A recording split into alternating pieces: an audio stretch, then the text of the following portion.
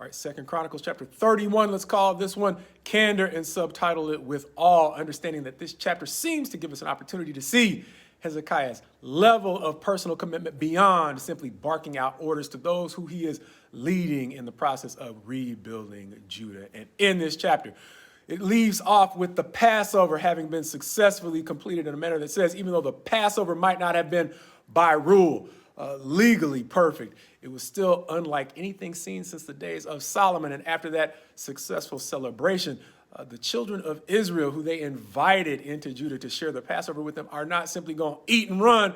They're going to eat and help them destroy the idols or the remnants of idolatry throughout the land of Judah, understanding that Hezekiah has already, with the priests and Levites, started that process in Jerusalem. They are now going to take the opportunity, after having celebrated Passover, to make some practical changes throughout the rest of the nation. And after they do that, it is going to say that the children of Israel, the northern 10 tribes, that is, those who are a remnant of what was taken off into Assyrian captivity, they're going to go back to their inheritances, leaving Hezekiah to continue to move forward, which he is going to do by separating the priests and Levites into the divisions they'll need to organize in to carry out their roles as they move out. Likewise, to different places, understanding they're not all going to necessarily minister in Jerusalem. And so he's going to divide them up into divisions for working beyond just this moment of celebration. And after that, it seems that we will get the insight into his personal level of commitment as he begins to organize the contributions necessary for the work going forward.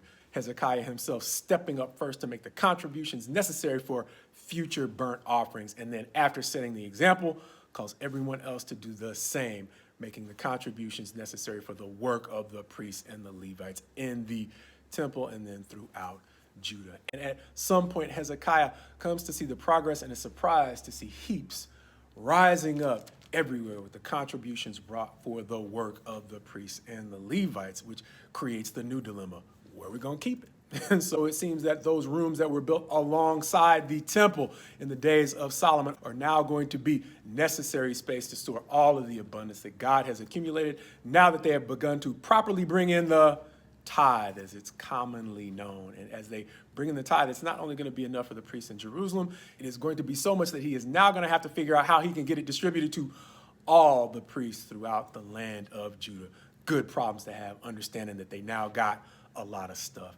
And in doing all that, the end of the chapter describes Hezekiah's level of commitment this way when it reads in verse 21, and every work that he undertook in the service of the house of God and in accordance with the law and the commandments, seeking his God, he did with all his heart and prospered. Thus the title, With All.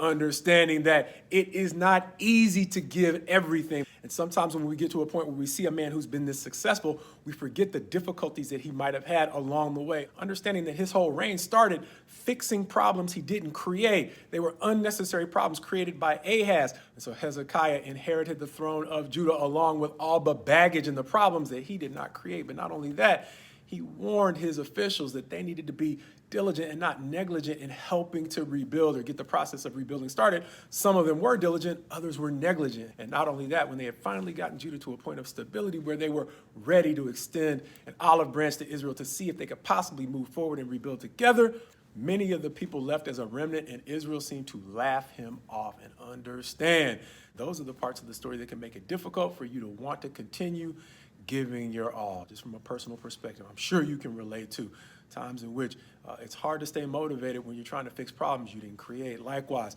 it's one thing to give so-so advice. It's kind of like, take it or leave it. But it's another thing to give accurate advice that, once ignored, creates additional problems that then create an additional challenge to you staying motivated to be at your best. And beyond overcoming all of that, when you offer genuine courtesy, hospitality, or assistance to those who not only reject it, but they do it in a way that's rude, that can also make it difficult for you to want to continue to work at your best. But understand that woven through Hezekiah's success seems to be a level of determination that allowed him to overcome all the drama, to continue, as the end of the chapter says, to do every work with all his heart. And not only that, to do it in a way that it literally says caused him to prosper. And so my prayer for you is my prayer for me, that to the degree we get emotionally fatigued about all the challenges to performing at our best, that we at least, God willing, find the candor to acknowledge to ourselves and to God and that we might not even want to perform at our best anymore, so that we can, God willing, ask him for all the help that we need at not only getting back to our best, but God willing, continuing to function at that level.